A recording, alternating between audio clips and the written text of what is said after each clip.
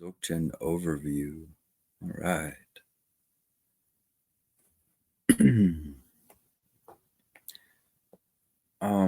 One thing I should say is that in the Nyingma tradition of Vajrayana Buddhism, there are 9 vehicles.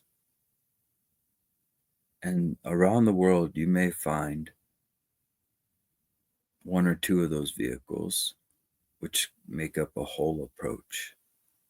For example, in Mahayana, they have many straight up Mahayana schools.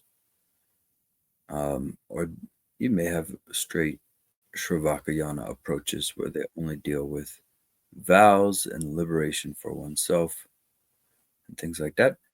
But in the Nyingma you have kind of all of it. And of course, Dzogchen is the 9th yana, considered the simplest, the highest and most simple. And because it's so simple, many people can miss it. We're just talking about our awareness, recognizing that is the nature of mind, familiarizing, and then going into effortless abiding, where a lot of our cycles and disturbances get a chance to exhaust themselves within our awareness. And the reason this approach is pretty thorough is because also within our awareness is the conditioned self, that kind of false identity that we tend to have.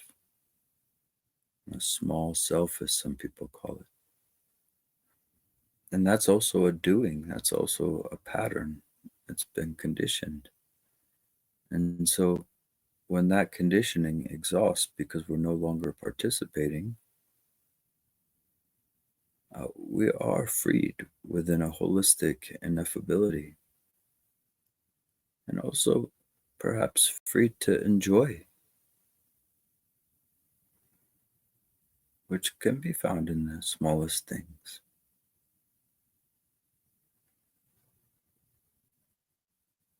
Yes, despite what they tell you, all this money and flashy things, you can find more happiness watching a beetle crawl around.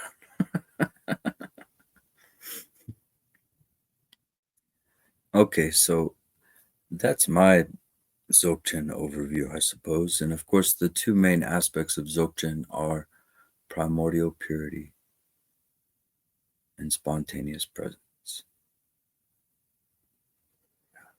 Kadak and Londup, as it's known in Tibet. And primordial purity is emptiness. Spontaneous presence is your awareness, which is empty. Okay. All right, so let's see what Khenpo Dongyal has to say here, or Patrul Rinpoche and Aro Yeshe Jungne. We have a whole combination of great masters here, masters of the path. So sentient beings have diverse capacities for understanding the true nature. This is why the Buddha gave so many different teachings. These teachings are like a vast banquet with all kinds of delicious dishes suitable to every taste. See what I was telling you about the 9 yanas there? It's quite a buffet, actually. And everywhere you look in Dharma, even in what they call Hinduism, throughout the Zen, Pure Land traditions, mindfulness traditions, yoga traditions, it's all found in the 9 yanas. So if you like to use that to contextualize your practices, whether you're doing bodhisattva practices of the Mahayana or following vows and precepts from Shravakayana or even bodhisattva vows or Vajrayana samayas, you got to know your context, because 1 through 8 are causal approaches. They're effort-based and they use antidotes. Whereas when you really come into Dzogchen, you know you have a connection, right? You're honest with yourself. Like, I have a real connection with Dzogchen. then it's good to let go of all these practices that make you uncomfortable. That is crucial because you're kind of cluttering up your mind, and you're also serving a premise that says you are not already perfect. Whereas Dzogchen, the whole premise is you are the great perfection. Right now, you are completely arrived, and this is all pure consciousness. We just kind of skew it, and we really subscribe to a dualistic, reified, solidified kind of reality. And that's okay. Maybe I really do think it's a kind of just a womb for us that we're growing in. Our wisdom is growing in. And as some of you great yogis, maybe you chose to come back here and usher people in and help people out here and there. Why not? But anyway, to me, that's a topic close to my heart is the nine yanas, and they're barely preserved. They're under a lot of persecution. They barely really survived. They barely survived India when the Islamic invasions were taking place, and then they barely survived the Mongol and Chinese um, destructions of the Dharma. And then even within Tibet, uh, their own kings were like King Langdharma was persecuting the Nyingmas. All right. So they survived so much just to get to us today. It's very remarkable, actually. So the Buddha's teachings can be grouped into three levels. The foundation level is the Hinayana, the second level is Mahayana, and the third and highest level is the Vajrayana. Of course, if you don't like that word Hinayana, you can think of Shravakayana and Pratyeka Buddhayana. So all of the Hinayana teachings are contained in the Mahayana, and all of the Hinayana and Mahayana teachings are contained in the Vajrayana. This means the Vajrayana is the complete teaching of the Buddha. And some will even separate Dzogchen outside of Vajrayana. Maybe you can relate to Keith Dowman's radical Dzogchen. I believe, from what I've heard, I haven't studied with him, but I believe he likes to keep Dzogchen very separate from Vajrayana, from tantric practices. So the masters of the Nyingma school of Tibetan Buddhism divided the Hinayana, Mahayana, and Vajrayana into 9 levels, or yanas. Yana can be translated into English as vehicle or carrier. You see, Verizon is a yana. Can you believe that? AT&T yana. Sprint yana. Okay. In the same way we just discussed, the first yana is contained in the second, and the first and second yanas are contained in the third, and so on, until we reach the 9th and ultimate yana, Dzogchen. Dzogchen means great completion or great perfection, because it alone contains all the previous 8 yanas as well as itself. This means that Dzogchen is the all-encompassing, whole, complete teaching of the Buddha. And by the way, many of you may be noticing that uh, once you're introduced to Dzogchen, you can decode many other yanas. You'll start to see it in poetry. You'll start to see it in other religions, in mathematics and science, all over the place. And you'll be able to kind of decrypt things or unencrypt things, right? Okay, so over the centuries, many people who practice Dzogchen reach the highest levels of realization. While many people have attained the highest realization by practicing the teachings of their Buddhist schools, even more have done so within the Nyingma lineage through the practice of Dzogchen. Why is this? It is because Dzogchen is so clear, direct, and powerful. It is well known that many Dzogchen practitioners achieved the transcendental wisdom rainbow body. Other Dzogchen practitioners who did not achieve the rainbow body and who were not known to later generations by titles like Great Lama or Mahasiddhi still achieved complete realization of the true nature. In humble, simple, quiet ways, these practitioners reached the ultimate goal of life. And by the way, the rainbow body thing is really everything is rainbow body right now. So I can't help but think that's a provisional thing. And so now, if you've seen a teacher rainbow body, and they say that I think it's takdam, where they have this takdam, and a lot of their body disappears. And I mean, I don't know. I'm pretty skinny. Maybe it is working, but okay, those would be my only comments on that. I'm more concerned with resting in the nature of mind, and reality begins to reveal itself as a kind of light show. It's true. I'll go out on that limb and say that the cartoon breaks up a little bit if you allow it. Sometimes I joke and I say it's like a slow release acid trip, because you're stabilizing in this kind of magic. Whereas the cartoon is quite useful for survival and to get around, you start to get used to getting around in a little bit different of an environment. I'd say it comes to life a little bit more, this whole thing. Because when they say it's all mine, they mean that. So what are the implications of that? That means this whole place, all the elements, everything is living mind. So in general, when we practice Dzogchen, we accumulate and accomplish the two merits of skillful means and wisdom in union. If we separate skillful means and wisdom and choose one and reject the other, our practice is not all encompassing and complete, and is therefore no longer Dzogchen. In particular, this Aro teaching is based more on wisdom. In other words, it focuses on view and meditation. It is grounded more on the absolute level, since it is direct teaching on the true nature.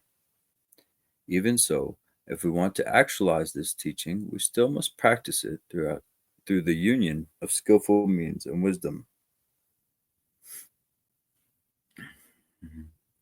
And that's of course the great union of male and female, or skillful means or compassion is associated with the masculine, and wisdom, emptiness, spontaneous wisdom is sort of associated with the feminine, and those are in union, right? Representing That's also representing the Sambhogakaya and the Dharmakaya in union. So Dzogchen is the highest teaching, and Dzogchen practitioners are of the highest capacity. You hear that? You guys are all high capacity. Yeah, that's what I said. No matter which one of the 9 levels resonates with you, you're still the highest capacity because you've met with Dzogchen, and that's something those like Longchenpa have stated quite a bit.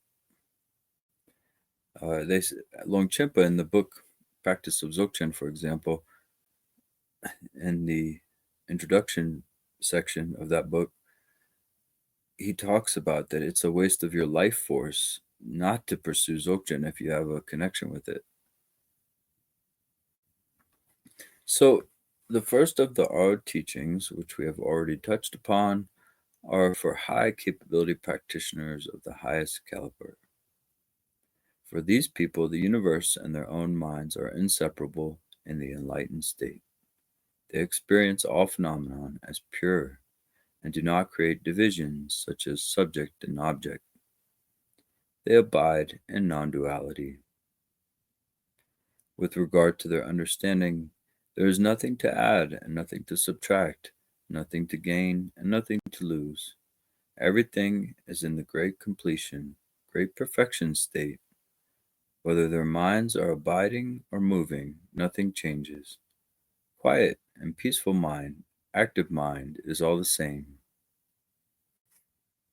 Yeah, so you don't need to prosecute your own mind if it's a little active, okay, everybody? Maybe you drank a little too much coffee like I did the other day. Um, you just got to kind of be with it. And it was a large, but it wasn't that much. And I drank half of it knowing that this is going to stimulate my brain, stimulate my thinking. And then I just drank the other half. just for the heck of it. And now I'll probably never drink coffee again. No hate on the coffee drinkers out there, okay? If you could do it, good for you. Me personally, it's a little bit too radical of a shift from what I was adjusted to. So anyway, nor do they distinguish between meditation and post-meditation. And by the way, that's why we stopped using a bell in here and kind of made it very organic how the meditations go. So whatever comes, moves, changes, and goes is the manifestation of the natural state, spacious and free. Now, I think we all need to be in this right here. All right. If they're going to talk about lower than this and other stuff, maybe that's good for some people, but I think you're all ready for this. Okay. Why not? And just notice when you're not in this natural state, in your naturalness, right? And that noticing alone is what liberates. So we begin to allow everything, whether it's sadness, anxiety, uh, speedy coffee minds, slow minds, whatever it is, petting the cat, feeding the dogs, taking a walk, it's all within this spacious awareness nature. You see? Yeah. And because you're in this more spacious aspect of your mind, you're not getting tossed around like you're inside of a washing machine or something. No, you're relocating yourself.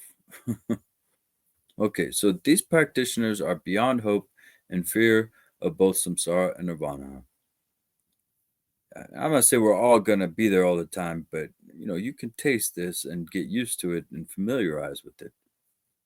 So the teaching here says originally enlighten both appearance and mind itself.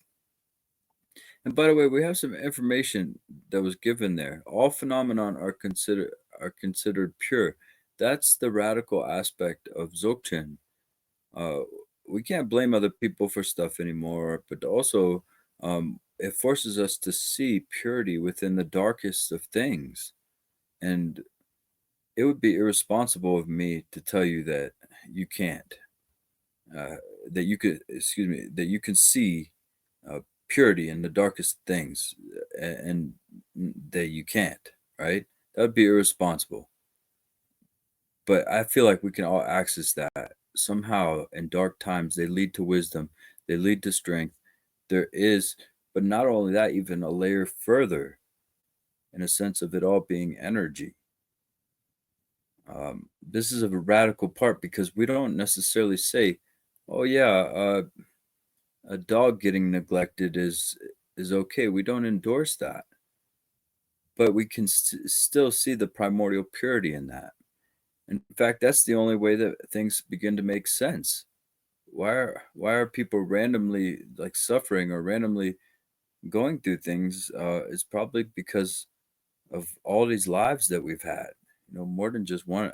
This life is happening, and then also, um, it's our minds creating this reality. You see, our minds have a lot to do with this reality, and when that's completely discounted, life seems so random and cruel, right? But it's a very delicate topic because you don't ever want to say, "Oh, that person deserves what they're getting," or anything like that. But you want to be able to see primordial purity at the same time as allowing compassion and skillful means. But I really invite you all to visit that radical part of Dzogchen that not many teachers even talk about. You know, it's something that we as kind of humans, perhaps with Abrahamic inlays, um, we just can't fathom that this is all pure. This is all already heaven, so to speak. Because we have to see it in the darkness. We have to make peace with the darkness, and that's the part many people don't want to go to. They've been conditioned to only be in the light all the time. We don't just want high vibes; we want all the vibes. you know. So that's a sensitive one. That's the threshold that many people won't cross right there. So this practitioner, yeah, and then fulfilled. So truly for these practitioners, everything's fulfilled.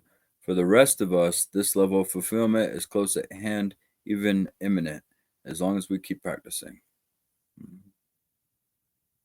Right on. I agree with that.